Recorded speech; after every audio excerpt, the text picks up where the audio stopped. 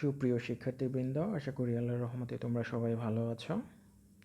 একাদশ দ্বাদশ শ্রেণীর ব্যবসায় সংগঠন ও ব্যবস্থাপনা বিষয়ের দ্বাদশ অধ্যায় অর্থাৎ ব্যবসায় নৈতিকতা ও সামাজিক দায়বদ্ধতা, এই অধ্যায়টি নিয়ে আমরা আজকে তোমাদের সাথে আলোচনা করব। যদিও গত ক্লাসে আমরা এই অধ্যায়ের কয়েকটি বিষয় নিয়ে বা কয়েকটি টপিক নিয়ে আলোচনা করেছি, আজকের ক্লাসে এরই ধারাবাহিকতায় আমরা নতুন কিছু টপিক নিয়ে আলোচনা করব তোমাদের সাথে। প্রথমে আমরা আলোচনা করব ব্যবসায়ের সামাজিক দায়বদ্ধতার ধারণা। সমাজ থেকে প্রাপ্ত নানান সুবিধা ও সহযোগিতার বিপক্ষে সমাজ ও সমাজ সংশ্লিষ্ট পক্ষসমূহের প্রতি ব্যবসায়ের কর্তব্য পালনের দায়কে ব্যবসায়ের সামাজিক দায়বদ্ধতা বলে। দায় হলো কোনো কর্ম সম্পাদনের বা কর্তব্য পালনের দায়, আবশ্যকতা বা গরজ। তাই ব্যবসায়ের সামাজিক দায়বদ্ধতা হলো সমাজ ও সমাজ সংশ্লিষ্ট পক্ষসমূহের প্রতি ব্যবসায়ের কর্তব্য পালনের দায়, যা সমাজ থেকে প্রাপ্ত নানান সুবিধা ও সহযোগিতার বিপক্ষে তার করা উচিত। অর্থাৎ একটি সমাজ থেকে ব্যবসায়ীরা অনেক কিছু পেয়ে থাকে, কারণ একজন ব্যবসায়ীরা ব্যবসায় করতে পারে সমাজের মানুষের জন্যই। সমাজের মানুষ যদি না থাকতো তাহলে কিন্তু ওই ব্যবসায়ীরাও ব্যবসা করতে পারতো না। সুতরাং সমাজের কাছ থেকে যেহেতু ব্যবসায়ীরা অনেক কিছুই পাচ্ছে, সুতরাং এই সমাজের প্রতিও তার একটা দায়বদ্ধতা আছে, অর্থাৎ সমাজের জন্য কিছু করার একটা আবশ্যকতা বা গরজ থাকা উচিত। এটাই হলো মূলত ব্যবসায়ীর সামাজিক দায়বদ্ধতা। একজন ব্যবসায়ীকে বা একটা ব্যবসায়ীকে শ্রমিক, কর্মী, ঋণদাতা, পণ্য বা কাঁচামাল সরবরাহকারী, প্রতিবেশী ব্যবসায়ী, স্থানীয় কর্তৃপক্ষ, সরকার ইত্যাদির পক্ষে সহযোগিতার প্রয়োজন পড়ে। অর্থাৎ একজন ব্যবসায়ী শুধু নিজে নিজে ব্যবসায় পরিচালনা করতে পারে না, তার বিভিন্ন পক্ষের সাথে কাজ করতে হয়, বিভিন্ন পক্ষের সহযোগিতায় তার এই ব্যবসা পরিচালনা করতে হয়। এই সহযোগিতা পাওয়ার জন্য বা প্রাপ্তির প্রতিদান হিসেবে ব্যবসায়ী সাধ্যানুযায়ী নানানভাবে বিভিন্ন ব্যক্তি, সমাজ বা রাষ্ট্রের প্রতি দায়িত্ব পালন করে থাকে।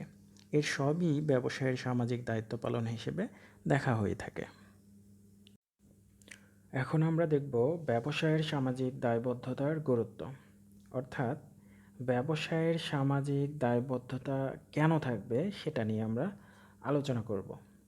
ব্যবসায়ীকে বা একজন ব্যবসায়ীকে কেন সমাজের প্রতি দায়বদ্ধ হতে হবে, এটা যদি তোমাকে জিজ্ঞেস করা হয়, এর হয়তো সহজ একটা উত্তর হবে, সেটা সমাজের প্রত্যক্ষ ও পরোক্ষ সহযোগিতা ছাড়া ব্যবসায় পরিচালনা করা কারো পক্ষেই সম্ভব নয়।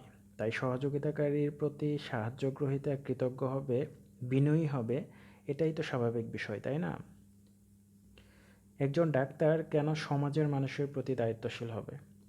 এর জবাব যদি এটা হয় যে তার বাবা মা তাকে পড়িয়েছেন, তাই তাদের প্রতি দায়িত্বশীল হলেই চলবে, সেটা কখনোই যথার্থ উত্তর হতে পারে না। তার এ ডাক্তার হওয়ার পেছনে রাষ্ট্র অনেক খরচ করেছে,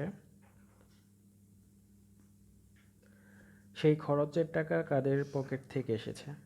দেখা যাবে যে তার ডাক্তার হতে হাজারো মানুষের শ্রম, মেধা ও অর্থ ব্যয়িত হয়েছে। একজন ব্যবসায়ী রাস্তার মোড়ে বিদ্যুৎ ও গ্যাস সুবিধা বিবেচনা করে, নিরাপত্তার কথা ভেবে ব্যবসায় গড়ে তুলেছে। এগুলোর ব্যবস্থা কে করেছে? তার শ্রম, মূলধন, মালামাল ইত্যাদি কারা সরবরাহ করেছে? তার উৎপাদিত পণ্য ও সেবা কারা কিনছে? তাদের প্রতি কি তার কৃতজ্ঞ হওয়া উচিত নয়? এমন তো নয় যে তার আর কোনো সহযোগিতা লাগবে না। তাই ভবিষ্যতে ভালো করার জন্যেও একজন ব্যবসায়ীকে সামাজিক দায়বদ্ধতার বিষয়টি মাথায় রেখে ব্যবসায় চালাতে হয়।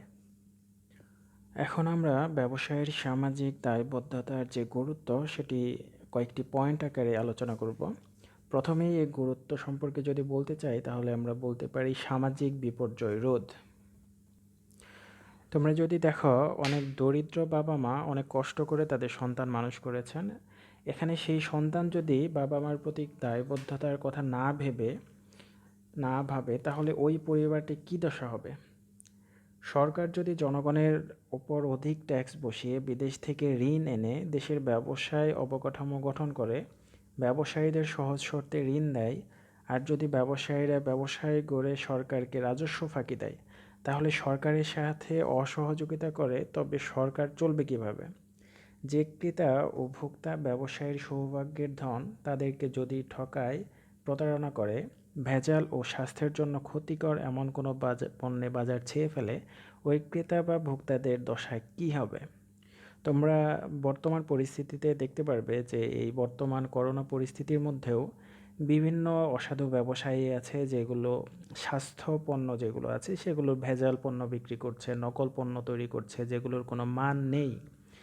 তার মানে হচ্ছে তারা তাদেরকে সমাজের প্রতি যে দায়বদ্ধতা থাকা উচিত ছিল, সেই দায়বদ্ধতা তাদের নেই। তাহলে এর কারণে একটা সামাজিক একটা বিপর্যয় তৈরি হওয়ার সম্ভাবনা থেকে যায়। সুতরাং এই সামাজিক বিপর্যয় রোধ করার জন্য ব্যবসায়ের সামাজিক দায়বদ্ধতা থাকা অত্যন্ত গুরুত্বপূর্ণ। এখন ব্যবসায়ের সামাজিক দায়বদ্ধতার যে আরেকটি গুরুত্ব আছে, সেটি হচ্ছে সহযোগিতার উন্নয়ন। অর্থাৎ সহযোগিতায় মধুরতা আছে। একজন আরেকজনকে যদি বিভিন্ন কাজে সহযোগিতা করা যায়, সেই কাজটা কিন্তু অনেক সহজেই করা সম্ভব। একজন ব্যবসায়ী শুধু নিজে নিজে ব্যবসা করতে পারে না, তার ব্যবসা পরিচালনা করার জন্য বিভিন্ন পক্ষের সহযোগিতা দরকার হয়। ব্যবসায়ী, ভোক্তা, শ্রমিক, কর্মচারী, মধ্যস্থ ব্যবসায়ী, ঋণদাতা, সরবরাহকারী, কৌশলগত মিত্র, স্থানীয় কর্তৃপক্ষ, সরকার ইত্যাদি পক্ষসমূহের পারস্পরিক সহযোগিতাতেই একটি ব্যবসায় প্রতিষ্ঠান বা দেশের ব্যবসায় খাত এগিয়ে যায়। তো এই বিভিন্ন পক্ষগুলোর সাথে যদি ব্যবসায় বা একজন ব্যবসায়ী সহযোগিতাপূর্ণ একটা সম্পর্ক তৈরি করে, তাহলে কিন্তু পরস্পরের কাজগুলো অনেক সহজেই করা সম্ভব হয়। সুতরাং এই সহযোগিতার উন্নয়নের জন্য ব্যবসায়ের যে সামাজিক দায়বদ্ধতা আছে সেটা মেনে চলতে হবে। এরপরে যে গুরুত্বের কথা আমরা আলোচনা করব, সেটি হচ্ছে ব্যবসায়ের সুনাম প্রতিষ্ঠা। একটি ব্যবসায়ের জন্য সুনাম অত্যন্ত মূল্যবান একটি সম্পদ। একটি ব্যবসায়ের যদি সুনাম থাকে, তাহলে সেই ব্যবসায় সফল হওয়ার সম্ভাবনা অনেক বেশি থাকে। কিন্তু কোনো ব্যবসায় প্রতিষ্ঠান যদি তার কাজকর্মের মধ্যে এমন কোনো কিছু করে থাকে, বা বিভিন্ন পক্ষের সাথে এমন কোনো সম্পর্ক তৈরি করে থাকে যে সম্পর্কটা খারাপ একটি নজির স্থাপন করে, তো বিভিন্ন পক্ষ, যেমন শ্রমিক কর্মচারীদের বেতন পরিশোধ করতে বিলম্ব করা, বা তাদের বিভিন্ন সুযোগ সুবিধা থেকে বঞ্চিত করা, মধ্যস্থ ব্যবসায়ীদের পাওনা ও সুযোগ সুবিধা না দেওয়া, কিংবা যে ব্যাংক থেকে লোন নেওয়া হয়েছে সেই ব্যাংকের টাকাটা সময় মতো পরিশোধ না করা, এই কাজগুলো যদি একটি ব্যবসায় প্রতিষ্ঠান করে, তাহলে কিন্তু ওই ব্যবসায়ী প্রতিষ্ঠানের সুনাম নষ্ট হবে। আর এই সুনাম যদি নষ্ট হয়ে যায়, তাহলে ওই ব্যবসায় প্রতিষ্ঠান কখনোই দীর্ঘ পথ সফলতার সাথে অতিক্রম করতে পারবে না। সুতরাং একটি ব্যবসায় প্রতিষ্ঠান যদি তাদের সুনাম প্রতিষ্ঠা করতে চায়, তাহলে ব্যবসায়ের সামাজিক দায়বদ্ধতা তাদের মাথায় রাখতে হবে, এবং ব্যবসায়ের প্রতি যে সামাজিক দায়বদ্ধতা আছে সেটি তাদেরকে অবশ্যই মেনে চলতে হবে। এখন আমরা ব্যবসায়ের সামাজিক দায়িত্ব পালন সম্পর্কে আলোচনা করব। অর্থাৎ সমাজের যে বিভিন্ন পক্ষ রয়েছে, সেই বিভিন্ন পক্ষের প্রতি একটি ব্যবসায় কি কি দায়িত্ব পালন করতে পারে, কি ধরনের দায়িত্ব পালন করতে পারে, সেটি নিয়ে আমরা আলোচনা করব। প্রথমেই আমরা আলোচনা করব ক্রেতা এবং ভোক্তাদের প্রতি একটি ব্যবসায় কি ধরনের দায়িত্ব পালন করতে পারে, সেটি সম্পর্কে আমরা একটু ধারণা নেব। ক্রেতা বা ভোক্তারাই একটি ব্যবসায়ের প্রাণ। অর্থাৎ ক্রেতা বা ভোক্তাদের জন্যই একটি ব্যবসায় টিকে থাকে, বা একটি ব্যবসায় প্রতিষ্ঠান সৃষ্টি হয় বা তৈরি হয়, চালু রাখে। সুতরাং ক্রেতা এবং ভোক্তাদের প্রতি একটি ব্যবসায় প্রতিষ্ঠানের দায়িত্ব অবশ্যই সুচারুরূপে পালন করতে হবে। তাদের জন্য কি কি দায়িত্ব পালন করা যেতে পারে? ক্রেতা এবং ভোক্তাদের জন্য পণ্যের বাজারটা স্থিতিশীল রাখতে হবে, এবং ন্যায্য মূল্যে উন্নত মানের পণ্য সরবরাহ করাটা অত্যন্ত জরুরি। চাহিদা মতো পণ্য সামগ্রী অল্প আয়াসে ও সহজ শর্তে প্রাপ্তি নিশ্চিত করতে হবে। নতুন পণ্য উৎপাদন বা সংগ্রহ করে ক্রেতাদের সর্বোচ্চ তৃপ্তিদানের ব্যবস্থা করা ইত্যাদি, এগুলো হচ্ছে মূলত ক্রেতা এবং ভোক্তাদের প্রতি ব্যবসায়ের সামাজিক দায়িত্ব। এরপর আমরা দেখব শ্রমিক কর্মচারীদের প্রতি কী কী দায়িত্ব পালন করতে পারে একটি ব্যবসায়িক প্রতিষ্ঠান। শ্রমিক কর্মচারীদের শ্রমের কারণে একটি ব্যবসা প্রতিষ্ঠান চালু থাকে। শ্রমিক কর্মচারীদের পরিশ্রমের কারণে একটি ব্যবসা প্রতিষ্ঠান লাভের মুখ দেখতে পারে। সুতরাং শ্রমিক কর্মচারীদের প্রতিও একটি ব্যবসায়ী তাদের দায়িত্ব সম্পর্কে সচেতন থাকবে, এটাই স্বাভাবিক। এখন তাদের প্রতি কী কী দায়িত্ব পালন করতে পারে একটি ব্যবসার প্রতিষ্ঠান? প্রথমে আমরা বলতে পারি উপযুক্ত পারিশ্রমিক ও আর্থিক সুবিধা দান। তারা যেহেতু অনেক পরিশ্রম করে, সুতরাং তাদের পারিশ্রমিকটা উপযুক্ত হতেই হবে এবং আর্থিক সুবিধা যেগুলো থাকা দরকার বা দেওয়া দরকার সেগুলোও দেওয়া জরুরি। চাকরির নিরাপত্তা বিধান করতে হবে এবং ভবিষ্যৎ আর্থিক নিশ্চয়তার ব্যবস্থা করতে হবে। চাকরির নিরাপত্তা যদি না থাকে তাহলে শ্রমিক কর্মচারীদের মধ্যে যে সবসময় একটা ভয় কাজ করবে, তারা কাজে মনোযোগ দিতে পারবে না, যার কারণে তাদের কাজকে সুন্দররূপে করা সম্ভব হবে না। শ্রমিক কর্মচারীদের সাথে ভালো আচরণ করা জরুরি। বিভিন্ন ধরনের প্রণোদনার ব্যবস্থা করা, এগুলো শ্রমিক কর্মচারীদের প্রতি দায়িত্ব পালন করতে হবে। তাহলে শ্রমিক কর্মচারীরা মনোযোগের সাথে কাজ করতে পারবে এবং ওই ব্যবসা প্রতিষ্ঠানটিও আলটিমেটলি সফল হতে পারবে। এবার দেখব বিনিয়োগকারী ও সরবরাহকারীদের প্রতি দায়িত্ব।